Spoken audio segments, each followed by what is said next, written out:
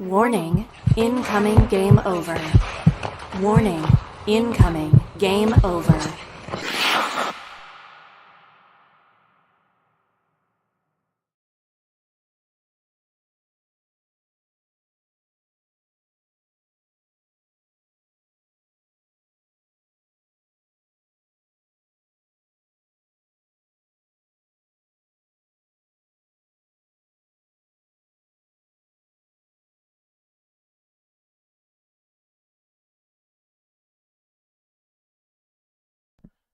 Oh, there we go. Okay, now we are. Now the mic works. What is up, y'all? Game Over Edmonton is on the air. Oilers win 3-2 over the St. Louis Blues. Hope you're having a wonderful evening. Hope you're staying warm as it's minus 5,000 degrees in Edmonton, Alberta. Oh my goodness, but what a game. What a win for the Oilers. Come from behind victory in St. Louis, Missouri, as the team chugs along towards the Four Nations face-off break. And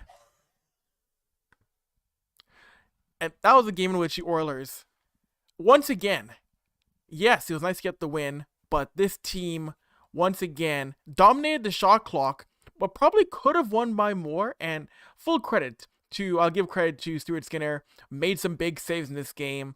An overtime winner coming not from Connor McDavid, but coming from Connor Brown. And a massive goal from Leon Draisaitl to tie this game late to send things to overtime. Once again, Connor McDavid is the guy, Leon Draisaitl is a guy who, man, the Hart battle, I still have him on top of the Hart Trophy. To me, it's going to be a battle between Draisaitl and Quinn Hughes, but the rocker shot is going to Leon Draisaitl.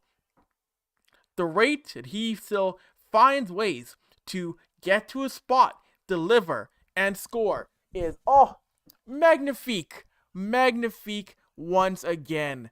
Leon Draisaitl is going to be most likely the first NHLer to hit the 40 goal mark. And it's funny because we all know Leon Draisaitl, when it comes to situations on a man advantage, an empty net situation for the extra attacker, we know that puck is gonna go cross ice to Leon Draisaitl. We know it's coming, and yet teams are still unable to stop Leon Draisaitl with that cross ice pass for the one-timer. That shot is just too good to be stopped. And the assist went to McDavid and Ekholm. The multi-point game for Connor McDavid, and Evan Bouchard with the helper on the Connor Brown game-winning goal. Great sequence set up by Evan Bouchard. That sequence to spring McDavid to make that play to get the puck over to Connor Brown, that was started by Evan Bouchard. You know what?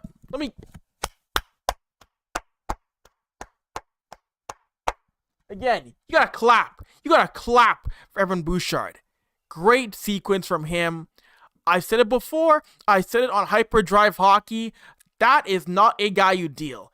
That is a guy you hang on to as much as possible. You keep Evan Bouchard.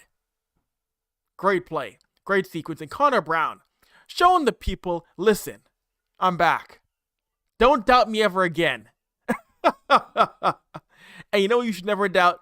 You know what is always going to have you happy and chilling? Hyperdrive Hockey.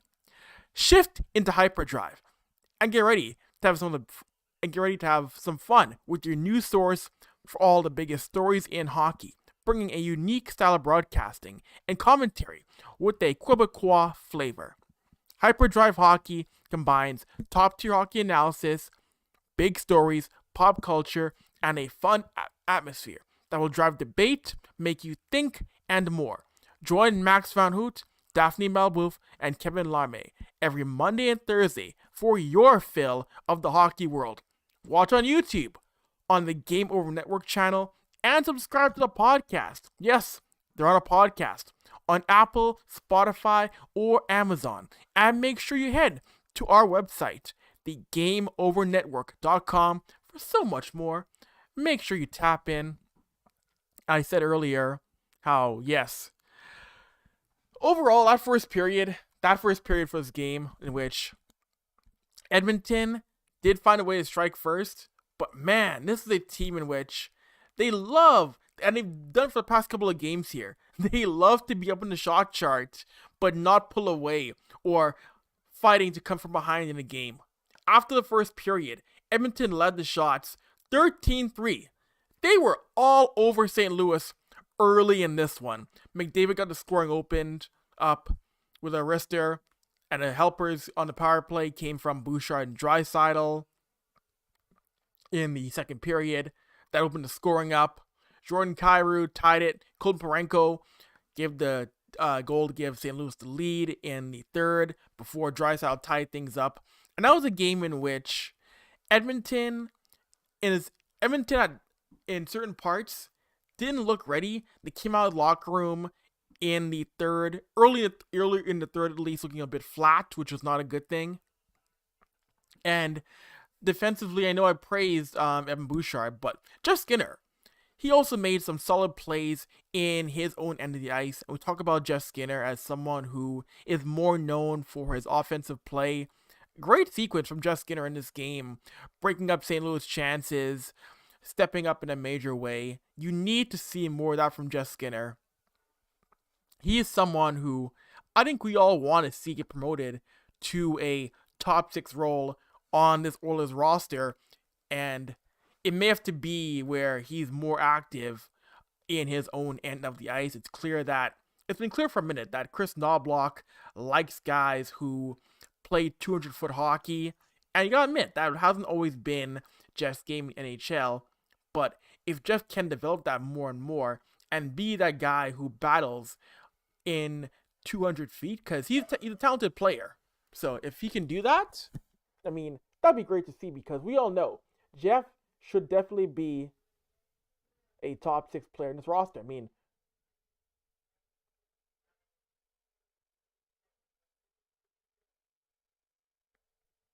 we all know that Jeff, we assumed at least, he was signed here to be a top 6 player in the Oilers lineup when he's brought in free agency. We think he's going to be a guy who's going to play with McDavid, Draisaitl. But to his credit, he's working to make the most of his role in the bottom 6 forward core. And hopefully he's enough today to get a look, or an extended look, at playing in Edmonton's top 6. You want that. I think we all want that. So, and again, if you have any comments, questions here for me on Game Over Edmonton, let me know. Fire them your way. I see we got Ash, fellow Game Over host Ash, in the chat right here. What's going on, Ash? And it's my first show in a while. It's my first Game Over show in quite some time, and I know I'm doing the next 2 shows here on Game Over, and then we're gonna jump right into the break for the Four Nations face-off, which I'm still torn on if I really care about the Four Nations face-off or not. I know you're going to have McDavid there, Matthias Ekholm. You're going to have guys on the European roster there. You're going to have Victor Arvidsson. But the fact that tickets are just outrageous the tickets in Boston, Montreal are just too much for a week-long tournament. The NHL is pricing out your fans for a week-long tournament. People are going to say no thank you. Tickets are well past $150 for the final. I saw some tickets going for $200. Come on. And again, the marketing of the Four Nations face-off to me has been so far pretty underwhelming. I know it's going to be a Four Nations face-off street parties happening in both Montreal and Boston, but leading up to this tournament, there's just been I guess for the Edmonton side, like I mentioned, for the Edmonton connections, you're gonna watch McDavid, you're gonna watch Ekholm, Arvidsson, but I don't know. I'm just not feeling it all that much. Maybe it's just me, maybe it's Maybelline, but I don't know. I'm just not feeling this tournament still very much. But either way, It'll be interesting for those guys, and we'll also bring you here on Game Over post-game content. We'll also try and jump to the post-game press conference with Kris Knoblauch, and we'll go into the locker room and get you some post-game audio from various players in the locker room after the Oilers win, get their thoughts, see what they're thinking after a hard-fought win. And St. Louis was a place. I mentioned beforehand how certain arenas in the Central and Eastern time zones, Edmonton has had mixed results when it comes to getting wins in, and St. Louis was one of those buildings. And again, you find a way to get a win in St. Louis, that's not bad at all. That is not bad at all in a game in which we would have been frustrated, I think, as a collective if this team didn't find a way to get a victory. Because this was a very winnable game. This was a very, very winnable game for the Oilers. And we talk about not dropping points to teams in the Western Conference. And even though the Blues have been a very up and down team, you got to find a way to get some points off the Blues. You have to find a way to take points off a team like the St. Louis Blues every chance you can get. But this was a big, gritty character win on the road for the Oilers. Again, it's one thing to win at home, but you go on the road, you get a nice gritty win like that against the Blues. That's character. That's a character win to go on the road and get a big 3-2 victory over the Blues. So, I'm impressed. But you know what else is impressive? Let me tell you what else is impressive. Do you want to know? I know you want to know. Patreon. Patreon is impressive, y'all. Looking for ways to help an upstart media company employing over 30 young journalists and analysts across Canada?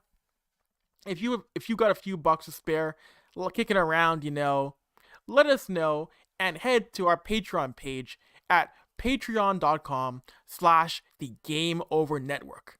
There you'll find multiple tiers featuring different rewards and goodies to help us grow. There's extra access, exclusive looks behind the scenes, Discord benefits, merch discounts, opportunities to give us feedback, and you can join us for special shows live. That's right, you the viewer, you the listener, where you can interact with our hosts as we've launched more ways to improve your experience. And you know what? If you're not able to spare a few bucks, we get that. Times can be tough. We do have a free tier for you to join in, so you don't miss out on Patreon. If you really want to help us, make sure to click, like, and subscribe on the YouTube channel for Game Over. Rate us 5 stars on your podcast app of choice, Spotify, Apple Podcasts, and make sure you share our work on your social media platform of choice. So, make sure you head to patreon.com/the Game Over Network for some tantalizing goodies. Oh boy, that was the longest first period we've done so far. In the Avry hosting era, usually we have a shorter first period, but you know what? It is what it is. It is what it is. That's how you know you're getting into some fun content. So why don't we try and go into let's try and go into the post-game stuff with the Oilers. I'm going to try and see if we have Kris and company ready, because that's going to be fun to hear what their thoughts are on this game. Okay, so we got audio with Knoblauch, and we have audio with Leon Draisaitl. Let's start off with Leon Draisaitl. All right, 1 second, we'll pull up the... All right, so let's go. We have Leon Draisaitl here after the win. A lot of fun. A lot of fun, a lot of work. What do you think of the final result? Yeah, I think it was a little bit of an up and down kind of game for us.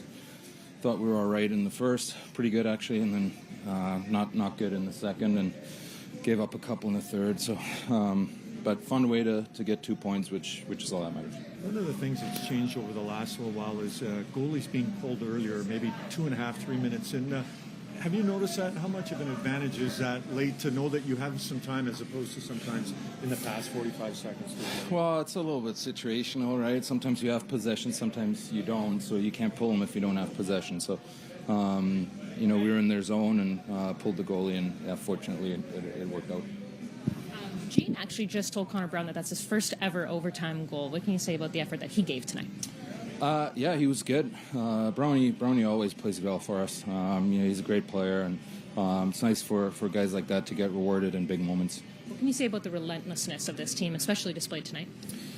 Yeah, I think we dipped a little bit there for a little while. It wasn't our best, but obviously good teams find ways to win hockey games at all times, and to come back from that is obviously shows a lot of character.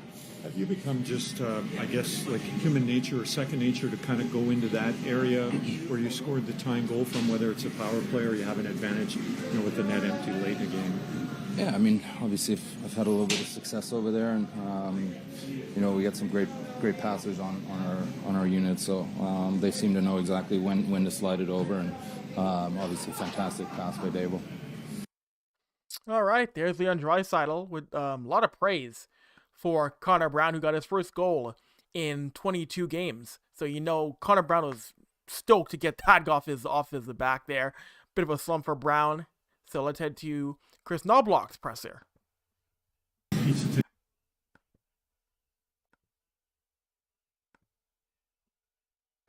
tastes better after a win than maybe the opposite potential result. The other coaches weren't sharing, so I didn't get any. But I'm sure it was. Your team really worked hard for this one, down 2-1 on the road against a team that seemed to have found their vibe in the third. What did you think of how you tied it and then won it with Connor Brown's first ever OT goal? Well, first of all, I thought in the first period we played really well. Had a lot of good scoring chances. I think their goaltender kept them into it, and then they played better as the game went on. In the third period, Stu made some great saves to keep us into it, and the turning point was the power play goal that they got. But your best players come up big with some huge plays. One, the game tying goal, Leon and Connor, and then obviously McDavid setting up Brownie on that goal. So it was good that we stuck with it, and we've seen that a lot this year.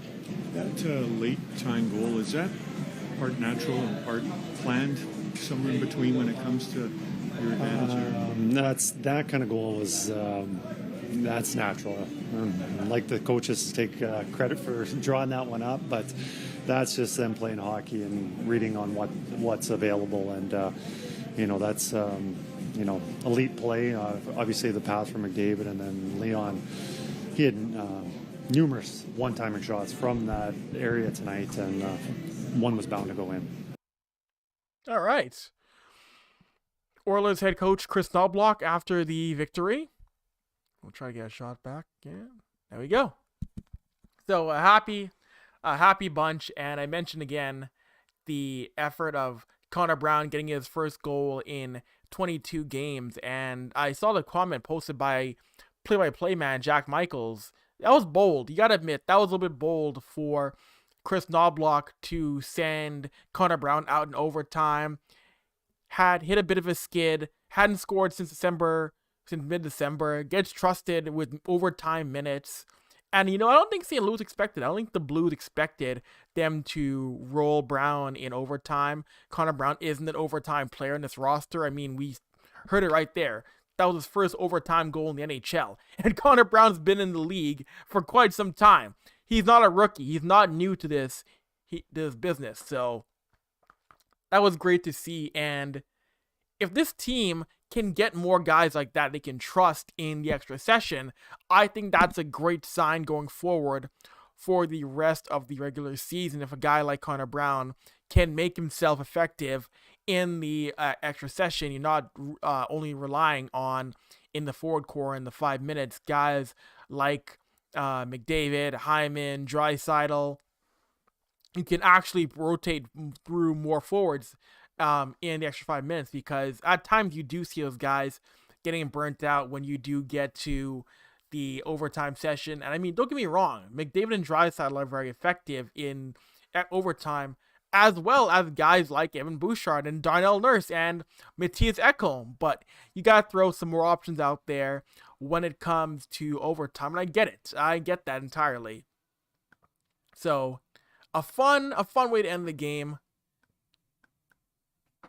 in this mini road trip before they come back home. They play Colorado, and they have that break after one final game on the road. Actually, let's pull up the schedule here just to double check and make sure, because we are heading straight to the break. So let's head to try and pull up the schedule. Had it a second ago and lost it. Oh, when you're the one-man person running a show. All right, there we go. Here's the schedule. Let's double check. So tomorrow night, Edmonton takes on Chicago. In Chicago, I'm back on the controls for that game. And then on Friday night, they take on Colorado. And then there's no Oilers hockey until February 22nd.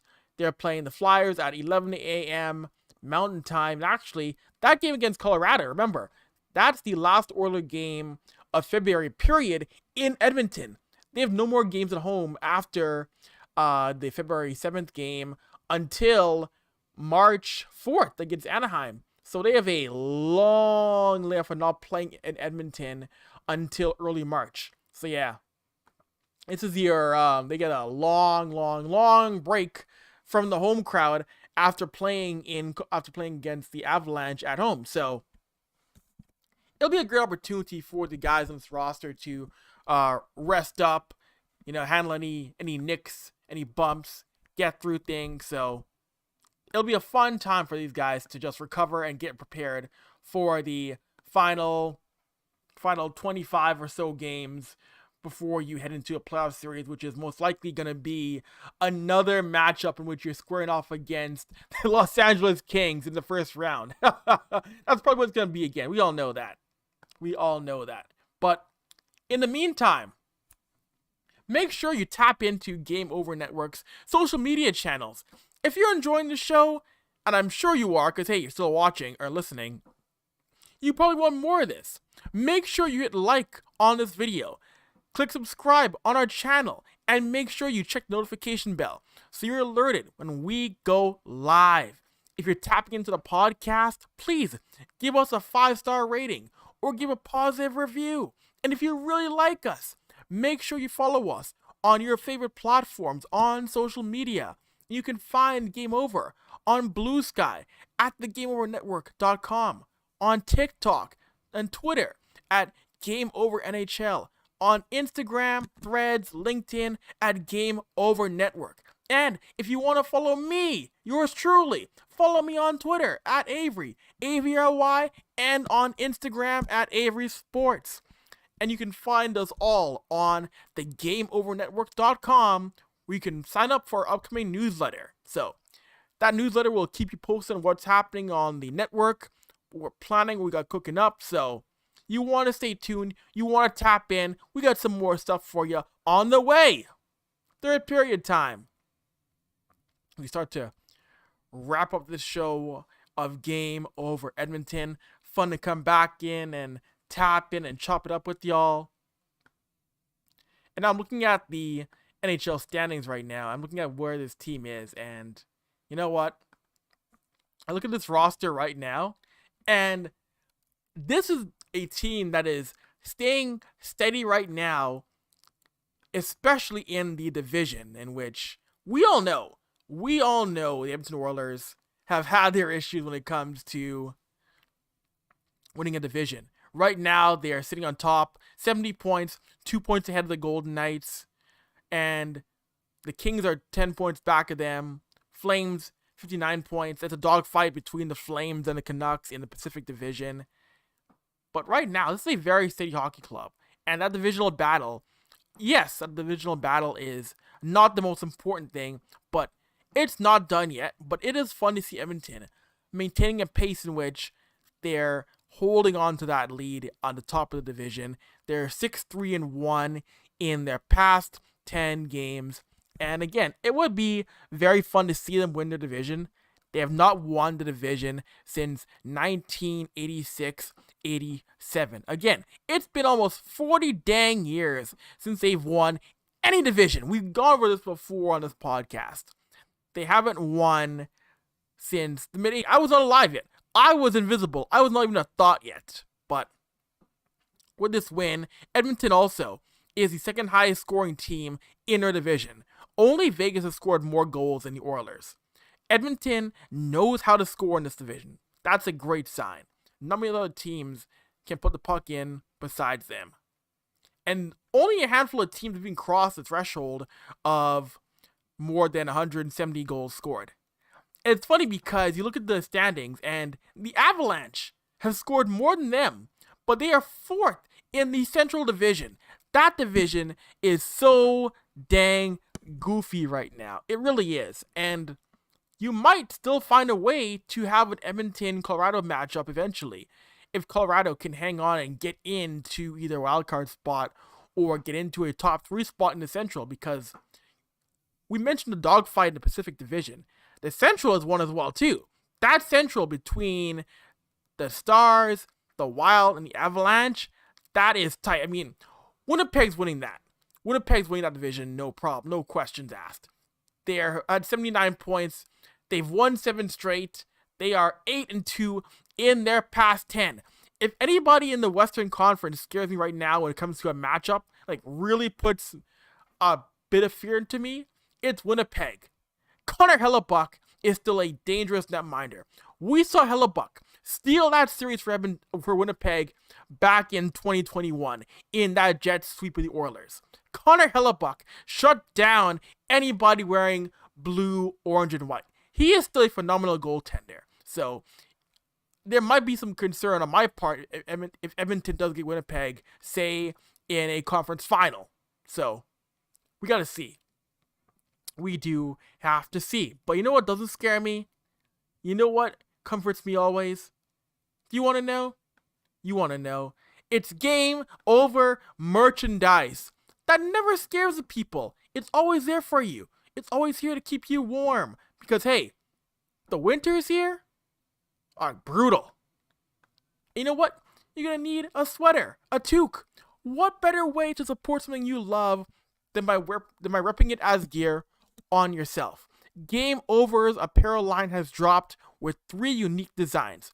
Whether you want to feel nostalgic pull of our retro skater design, want to make a statement with our established design, want to wear your love for goalies proudly with our live and die by the goalie design, or if you just need another coffee, a tea, and a toque to get you through the cold winters, we got you covered. Designed by Brady Chalice from Game Over Winnipeg, use the QR code on stream now and take a look through our apparel store and help us rebuild local sports media in Canada while repping your community. That's right, yours. No matter where it is, Edmonton, Winnipeg, Calgary, Toronto, Vancouver, Ottawa, Montreal, we got stuff to support all 7 markets. Just for you. Just for you. All right. Overtime, y'all.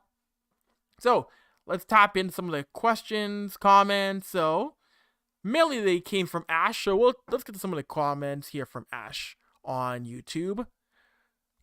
So, next show we'll get into some more comments on Twitter and possibly Blue Sky. We are a little bit scrambly tonight, so we don't have any comments from Twitter. But I see the comment here from Ash. Yes, the Bouchard assist was so pretty. Started from the defensive stop. Yep. Ash with the comment. Must have read Speck's article. Oh, you know. I gotta yell. Mark Spector is a friend. Mark Spector is someone who runs the PW, the Pro Hockey Writers Association. He's the president, and we saw Speck take his licks over the article. But man, that comment from Ash, Bush reading Speck's article is funny. Imagine if he did. You know what? Players read comments. Players do read content, so you never know. But that was funny. That was very funny. And Ash agrees with me on Jeff Skinner. After Jeff's night tonight, the defensive plays, Jeff had a solid 200-foot game. We need to see Jeff Skinner rewarded with time in Edmonton's top 6 from Chris Knoblauch. That has to happen some way, somehow. With that being said, all right, we're done for tonight. That's it. That's all. We'll talk to you tomorrow after the Oilers head to the Madhouse on Madison to take on the Chicago Blackhawks. I'm Avery, and I am out. Talk to you tomorrow. Have a fun night. Stay safe. Hopefully you can stay warm because this Edmonton winter is, ooh-wee, not fun. Peace.